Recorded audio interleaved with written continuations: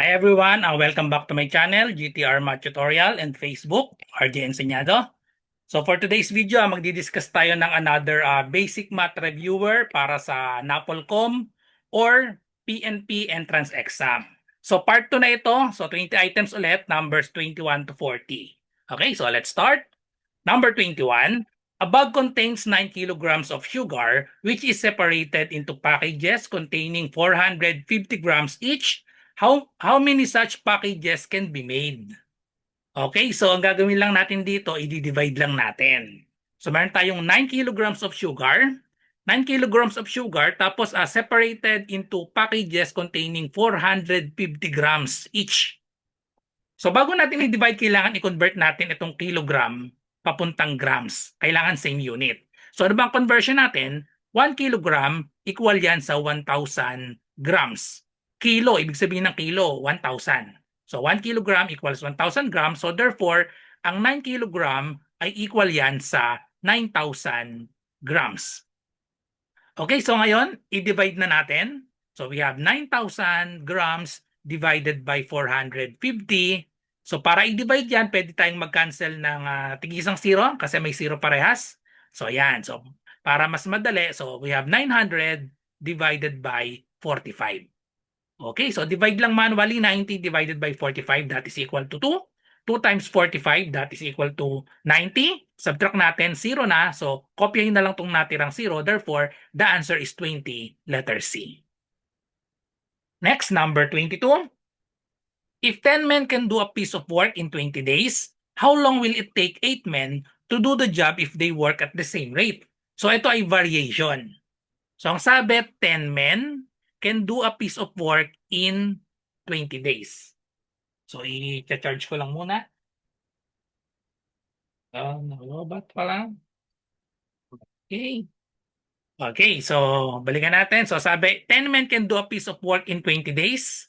So yan yung magka-partner, 10 men, 20 days. Kapag ganitong variation, gumagawa lang ako ng table para mas madaling intindihin.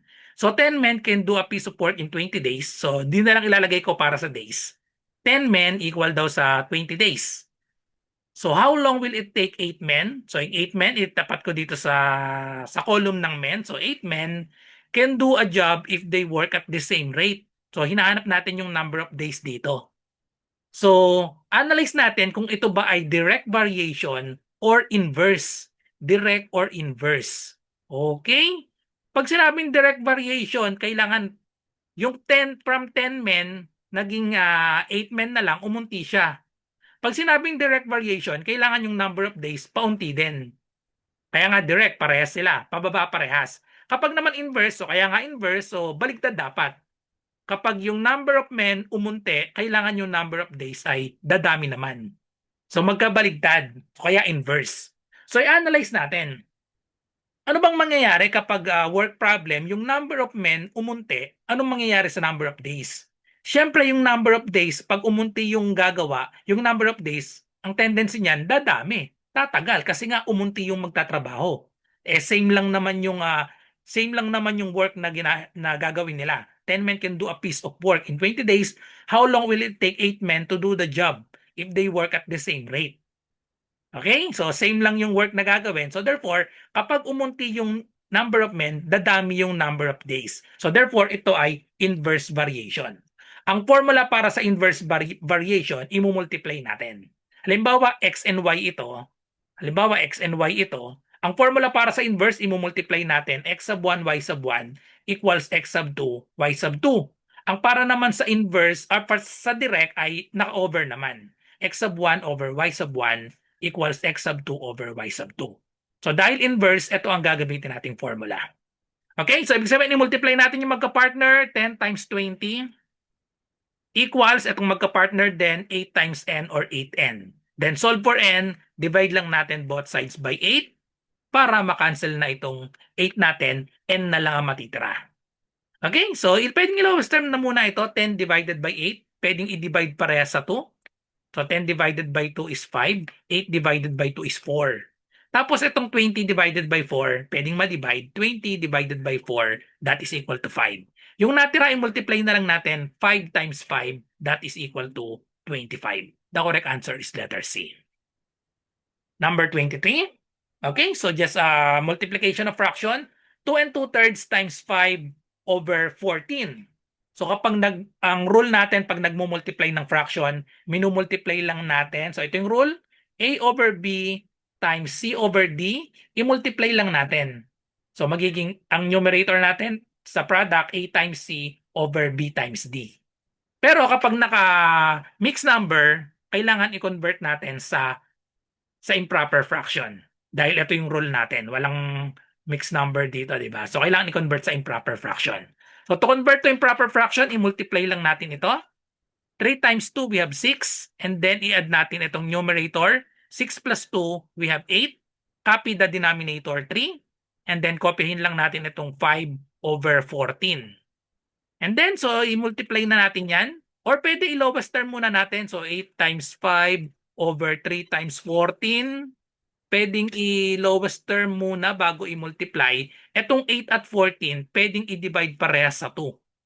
So 8 divided by 2, that is equal to 4. 14 divided by 2, that is equal to 7. Tsaka natin i-multiply. So 4 times 5, ayan, 4 times 5 is 20 over 3 times 7 is 21. The correct answer is 20 over 21. Wala sa choices. Wala sa choices. So, nagka-typo siguro ako dito. Letter B siguro ito. So, 21 dapat ito. Okay, so typo ito. 20 over 21, letter B ang tamang sagot. Okay, so next number 24. 18 and 1/6 divided by 2 and 1/3. So, ang rule naman natin sa division ay yung KCF. KCF, ibig sabihin niyan, yung K keep, itong K ay keep, itong C ay change, tapos itong F naman ay flip.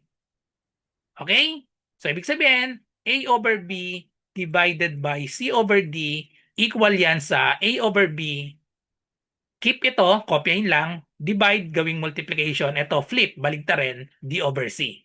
So, yan yung rule natin kapag nag-divide ng fraction. Pero bago yun, kailangan i-convert muna natin sa improper fraction. So, i-multiply muna natin ito. 6 times 18. So, anong sagot dyan? 6 times 8, 48. Carry 4. Tapos 6 times 1 is 6 plus 4. O 6, o plus 4, we have 10. So, 108. And then, i-add natin itong numerator. 108 plus 1 equals sa 109. Copy the denominator, 6. And then, divided by, so ito din, i-change natin. Multiply ito. 3 times 2, we have 6. Add the numerator. 6 plus 1, we have 7. Copy the denominator, 3. Then apply the KCF. Keep, change, flip. So keep the 109 over 6. Change to multiplication. Flip the 7 over 3. So maging 3 over 7. And then pwedeng mag-lowest term muna tayo. 3 at 6 pwedeng i-divide parehas sa 3. So 3 divided by 3 is 1. 6 divided by 3 is 2. So therefore, 109 times 1, we have 109 over 2 times 7 is equal to 14. So tapos i-change natin sa mixed number. To change to mixed number, divide lang natin. 109 divided by 14.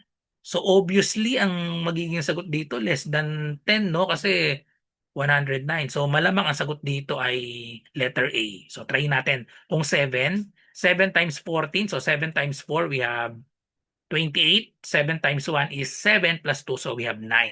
Pag sinubtract natin 109 minus 98, we have 11. So therefore, the answer is the quotient 7. The remainder will be the numerator. Just copy the divisor 14. Okay, so letter A, 7 and 11 over 14. Number 25.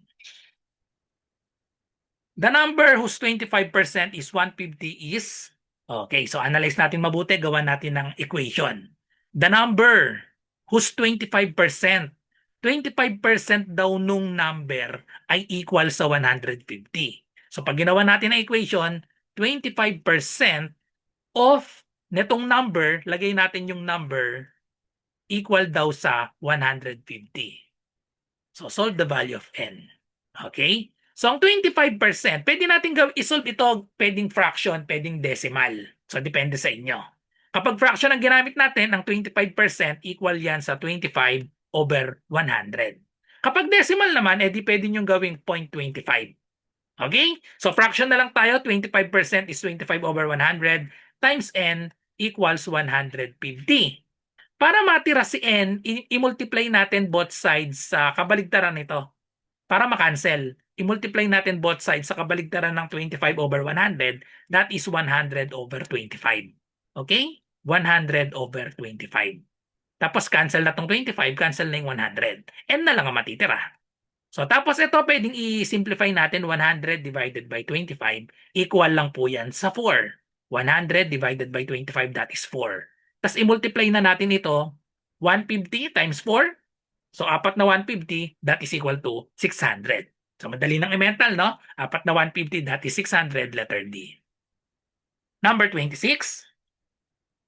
20 men can construct a building in 10 days. How long will it take 10 men to do this work? Parang kagaya ito nung kanina. Work problem. So inverse variation ulit ito. 20 men, so lagay natin sa men, 20, can construct a building in 10 days. So 10 days daw. So how long will it take 10 men? Yung men daw magiging 10. Oops. Yung men magiging 10 to do this work. So lagyan natin ito ng n. So another inverse variation kasi kapag yung number of men umunti from 20 down to 10, yung 10 days, syempre, tataas yan, dadami. And base sa choices nga, lahat dumami. So therefore, inverse variation. Anong formula ng inverse variation? I-multiply natin yung magka-partner. 20 times 10 equals, ito yung magka-partner, 10 times n or 10n. Okay? So parehas 10, no? So ang next na gagawin natin ay i-divide natin both sides by 10. Pag dinivide both sides by 10, so ang matitira 20. How long will it take 10 men to do this work? So again, wala sa choices. So may typo siguro dun sa pinagkopyahan kong reviewer. So pag dinivide both sides by 10, so tama naman, 20 men can construct a building in 10 days. So 20, 10 days, how long will it take 10 men to do this work? So mababaligtad lang dapat kasi yung parehas 10 no? So tama naman yung solution natin. Ang n dapat natin, how long? So magiging 20 days from 10 naging 20. So unfortunately, wala sa choices. 20 dapat ang tamang sagot. Okay? So hindi ko alam kung may mali yung reviewer na pinagkopyahan ko or mali ako ng kopya. Okay? So pag ganyang problem, 20 yung sagot. So next, number 27. Find the square of 35. So square natin yung 35. Pag sinabing square, imumultiply lang sa sarili. 35 square, ibig sabihin yan ay 35 times 35. Okay? Kung alam niyo yung shortcut, pag nagmumultiply tayo ng 35 sa sarili niya, 35 times 35, may shortcut dito. 5 times 5, 25. Tapos itong 3, imbis na 3 times 3, imumultiply natin sa kasunod ng 3. Imbis na 3 times 3, add tayo ng 1 sa 3, magiging 3 times 4. 3 times 4, that is 12. Yun yung shortcut pag nag-i-square ng 5. So the answer to this is letter B, 1,225. So ipakita natin yung long method. Ayan, ipakita lang natin. 5 times 5, we have 25.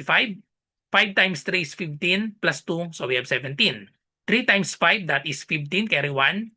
3 times 3 is 9 plus 1, so we have 10. Pag inad natin, bring down 5. 7 plus 5, we have 12, carry 1. 1 plus 1 plus 0, we have 2.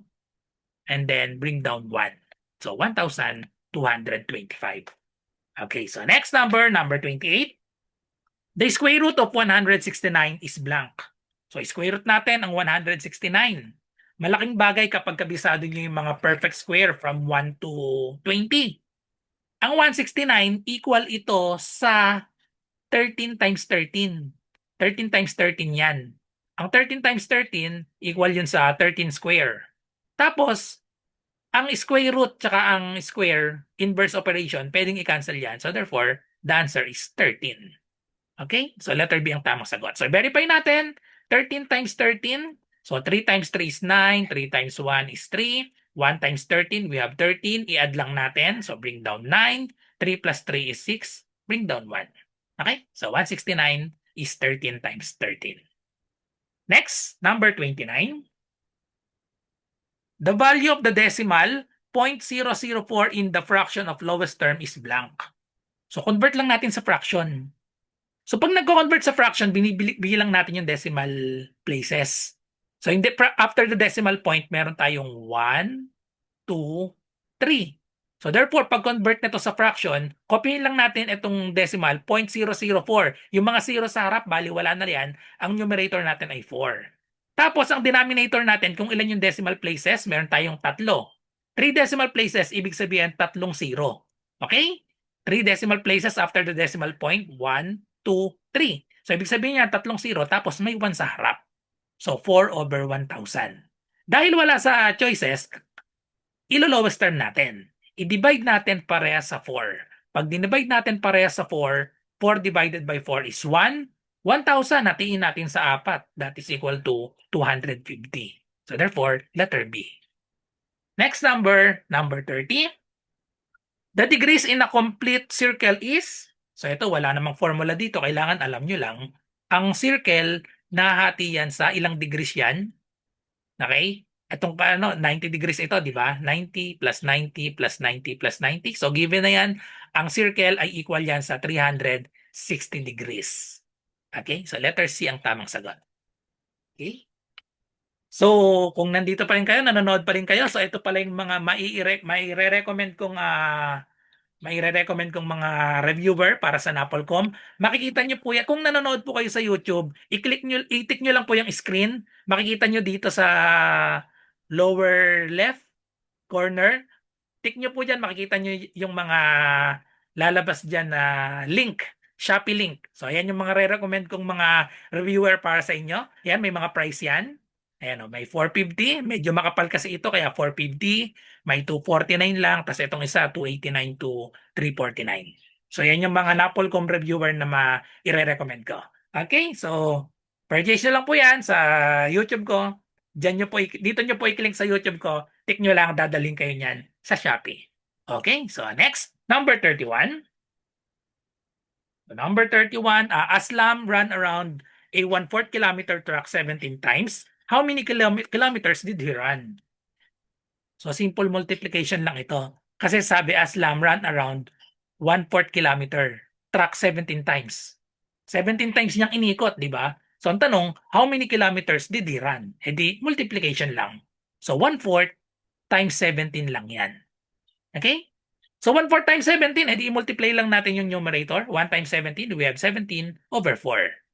Tapos, i-change lang natin sa mixed number dahil wala sa choices yung 17/4. To change to mixed number, divide lang natin manually. 17 divided by 4. 17 divided by 4, that is 4. 4 times 4 is 16. So we have remainder of 1. Okay, so ang mixed number natin, itong quotient 4. Ang fraction natin, ang numerator natin ay itong remainder 1. Just copy the divisor 4. So therefore, 4 and 1/4, letter D. Number 32. 30% of 100 is equal to 3% of blank. So gawin lang natin ang equation. 30%. Yung 30% pwedeng gawin nating fraction. 30% means 30/100. Ang ibig sabihin nitong percent ay over 100. So 30/100, ang off ay multiplication, and then we have 100 is equal, edi equal sign, to 3%. So 3% ay 3/100 of blank. Yung blank, lagyan natin ng times n. Then, just solve the value of n. Okay? Find the value of n. So, itong 100, makakancel na ito. Magiging 30 na lang siya. Equals 3n. So, magiging itong multiply natin. So, we have 3n/100. Para ma-solve tong n, i-multiply natin sa kabaligtaran nitong 3/100. That is 100/3. Okay? Multiply din natin itong 30. So, 100/3. Maka-cancel na yung 3 sa numerator, 3 sa denominator, 100 sa numerator, 100 sa denominator. Ang natira na lang po ay n. So ito, i-simplify muna natin. 30 divided by 3. Pwedeng ma-divide ito. Ang sagot na lang dito ay 10. Tapos, since parehas na sa numerator, i-multiply na lang natin 100 times 10. That is equal to 1,000. Letter C. Number 33. So definition lang, which shape has 4 equal sides and right angles? Drawing lang natin. 4 equal sides and right angles. So pag din-drawing, edi ganito lang yan. 4 equal sides and 4 right angles. So ano bang shape yan? 4 equal sides and then 4 right angles. Pare-parehas daw ito. So therefore, yan ay malinaw na square. Okay? So next, number 34. The zoo has some lions and some parrots. Nawala yung S dito. The zoo has some lions and some parrots. The supervisor counted 15 heads and 50 legs. How many lions are there? Magkakaroon tayo ng dalawang equation dito. Ang sabi, the supervisor counted 15 heads. Gawa tayo ng equation para sa heads. So meron tayong lions and parrots. So gagawin ko, number of lions L plus number of parrots P. So yung number of heads daw nila ay 15. So this is the equation number 1. And then meron daw tayong 50 legs. E di multiply lang natin yung number of legs ng lions tsaka parrots. Ilan legs ang lions? Meron tayong 4. So 4L plus ilan ang legs ng parrots? Merong 2. So 2P is equal to 50. This will be the equation number 2. So hinahanap natin how many lions were there. Number of lions ang hinahanap natin. So ibig sabihin, itong equation number 1, gawin natin in terms of lion. So isolve natin yung P, itong L, ilipat lang natin sa kabilang side. So magiging value ng P is equal to 15. Itong L, pag lumipat sa right side, magiging minus L. Okay? Tapos itong 15 minus L, isasubstitute natin dito sa P ng equation number 2 para maging in terms of L na siya. So copyin lang natin ito, 4L plus 2. Yung P, papalitan na natin ng 15 minus L. So times 15 minus L equals 50. Now, just solve the value of L. Okay? Distribute natin ito. So we have 4L plus 2 times 15, positive 2 ito. So 2 times 15, we have 30. Positive 2 times negative L, we have negative 2L equals 50. Pagsamahin natin itong 4L tsaka minus 2L, edi magiging 2L na lang yon. And then copy the rest, plus 30 equals 50. Pagsamahin natin si 30 at 50, subtract tayo ng 30 to both sides. So cancel na ito, 0 na ito. We have, dito ko na isusulat, 2L is equal to 50 minus 30. We have 20. Last step, divide both sides by 2. So therefore, 2 divided by 2 is 1. So L is equal to 20 divided by 2. We have 10 lions. Letter B. Number 35. What comes next in the following series? Ayan, so series. Pababa, no? 64, 48, 40, 36, 34. So, alamin lang natin kung ano yung sinasubtract kasi pababa eh. 64 naging 48. Ano yung sinubtract dito sa 64? 64, so minus, minus 16. Tama, no? 48 plus 16, so okay, 64. So minus 16.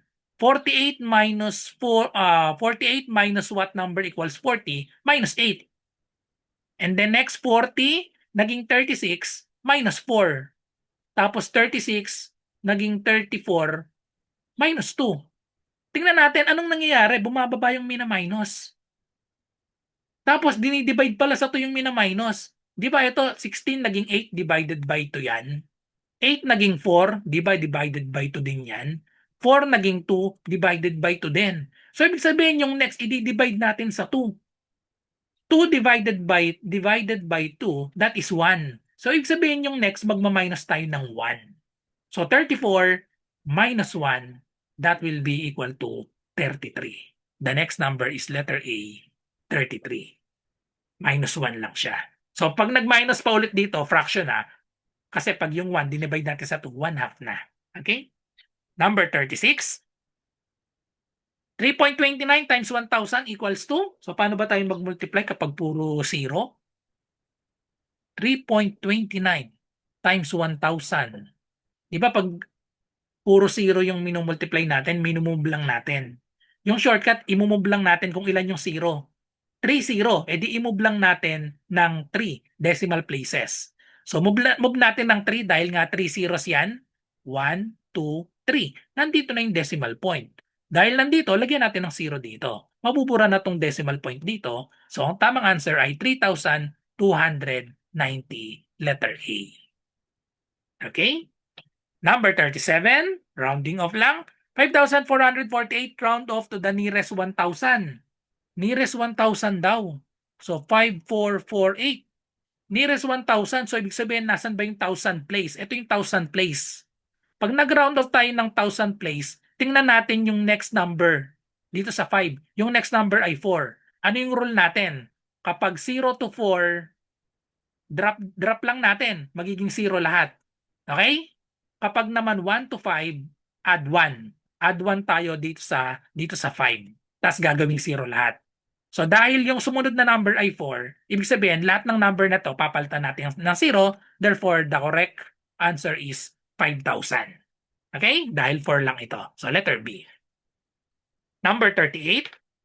148 is divisible by 43, 37, 17, and 21. So i-divide lang natin ito. Ibig sabihin i-factor lang natin itong 148. Saan ba pwedeng i-factor ang 148? So dahil divisible by 2 ito, no? So divide natin sa 2 kasi even number no? Madali nang i-mental ito. 140. Kung 140, ano ang sagot? Divided by 2. 140 divided by 2, that is 70. May 8 pa. 8 divided by 2, edi 74. Kaso yung 74 tsaka yung 2, wala dito. Wala yung 2 at 74 sa choices. So ibig sabihin, i-factor pa ulit natin itong 74. Dahil even number, pwede ulit yung i-divide sa 2. So hatiin natin yung 70 sa 2. 74 sa 2. Kung 70 lang ito, that is 35. Meron pang 4. Di magiging 4 divided by 2, that is 2. So magiging 37. Ayun, nasa choices na yung 37. So therefore, 148 is divisible by letter B, 37. Okay? Number 39. How many kilometers a motorist traveled from 9:55 a.m. to 10:15 a.m. at the rate of 40 kilometers per hour? So how many kilometers? Ang tinatanong kilometers, di distance formula ang gagamitin natin. Ang distance formula ay equal sa rate times time. Ang rate, ito yung speed. Rate or speed. Okay? So anong sabi dito? How many kilometers a motorist traveled from 9:55 to 10:15 a.m. at the rate of 40 kilometers per hour? Yung 40 kilometers per hour, ito yung rate or yung speed. Okay, so substitute lang natin. Ang rate daw ay 40 kilometers per hour. Okay? Multiply natin sa time o bilangin natin ito. 9:55 hanggang 10:15.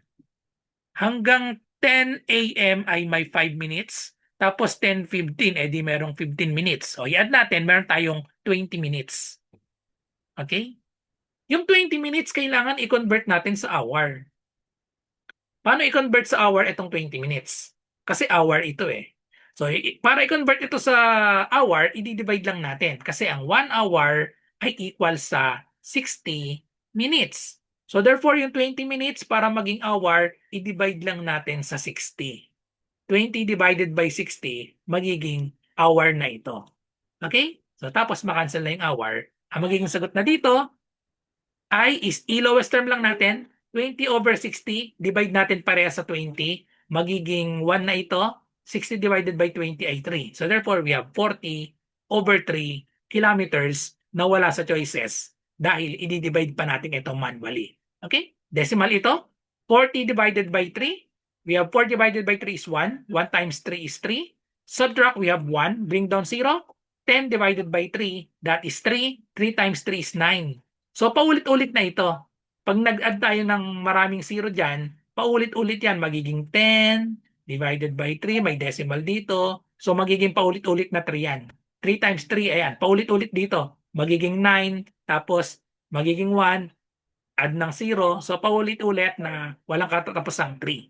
So therefore, i-round up natin, 13.33 ang nasa choices, letter B. So last number, number 40. So, if 15 men can manufacture 27 baskets in an hour, how many baskets would 45 men can manufacture in 40 minutes? So, ayan. So, ang gagawin natin dito, tatluhan ito na work problem. Kapag tatluhan na work problem, ang ginagawa ko dito, i-table muna natin. Lagay ko men, 15 men, manufacture 27 basket. B, ilalagay ko para sa 27 baskets in an hour. So yung time dito, gagawin kong yung time in minutes ang ilalagay ko. Bakit in minutes? Kasi yung isang given minutes ang nakalagay. In an hour, ilang minutes yung isang oras? That is 60 minutes. Okay? How many baskets? So yung basket ang tinatanong. lagyan natin ng N, yun yung hinahanap. Would 45 men. 45 men, dito yung 45. Tapos, manufacture in 40 minutes. So, 40. Kaya imbis na oras yung nilagay ko dito, minutes kasi doon sa sumunod na given kasi in minutes. Ayan, kapag tatluhan na work problem, ang formula na ginagamit ko dito ay men times time over work. Nilalagyan ko lang yan ng subscript. Ito yung direct na formula. Equals yung men sa kabila, men sub 2 times t sub 2 over work sub 2. Pwedeng mabaligtad yan, yung work nasa taas. Okay? So walang pinagkaiba yan kapag yung work dadalhin natin sa taas. Work 1, we have m sub 1 times t sub 1. Siyempre dapat yung work 2 nasa taas din. So w sub 2 equals m sub 2 times t sub 2. Yung men, ito yan. Yung work, ito yung magiging work. Ito yung W. Yung work, yung basket. Tapos, ito yung time. Yung minutes. Ayan, time. So, direct substitution lang tayo sa formula. Okay? So, ito yung first natin. Ito yung mga subscript na 1. Ang work, itong 27. So, we have 27 over, i-multiply lang natin yung natira, 15 times 60. Equals, yung work sub 2, ito naman yung mga subscript na 2. Ito yung hinahanap natin, work n. Over, multiply natin ito, 45 times 40. Ngayon, just solve for n. Okay? To solve for n, i-multiply lang natin both sides dito sa denominator. Multiply natin both sides by 45 times 40 para makancel na ito. Wala na. So, tapos ito, i-multiply natin sa 45 times 40. Ngayon, mag-lowest term lang tayo. Etong 45 at 15, pwedeng i-divide na to pareha sa 15. Cancel na tong 15, etong 45 magiging na siyang 3. Tapos itong 40 at 60, pwedeng i-divide parehas yan sa 20. 40 divided by 20 is 2. 60 divided by 20 is 3. Tapos mayroon sa parehas 3. Ito, may 3 sa numerator, may 3 sa denominator. Cancel na lang. So therefore, ang sagot na natin, n is equal to, i-multiply na natin ito, 2 times 27, that is equal to 54. The correct answer is letter A. That's all. Thank you for watching. I hope marami kayong natutunan sa 20 items na diniscuss ko. So good luck po sa lahat na nagre-review para sa NAPOLCOM or PNP entrance exam. So bye-bye and God bless.